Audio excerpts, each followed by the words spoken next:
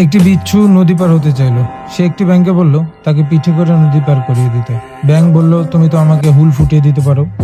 বিচ্ছু উত্তর দিল, আমি যদি তোমাকে হুল ফোটাই তাহলে তুমিও মরবে আর আমিও ডুবে যাব। ব্যাঙ রাজি হলো, কিন্তু নদীর মাঝখানে পৌঁছে বিচ্ছু ব্যাঙকে হুল ফুটিয়ে দিল। মৃত্যুর আগে ব্যাঙ জিজ্ঞেস করলো, তুমি এটা কেন করলে? এখন তো তুমিও ডুবে মরবে। বিচ্ছু বলল, আমি কিছু করতে পারিনি, এটা আমার স্বভাব।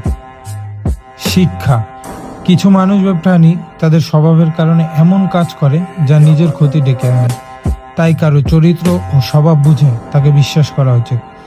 জীবনে প্রতিটি মুহূর্তে এরকম মানুষের সাথে পরিচয় হয়।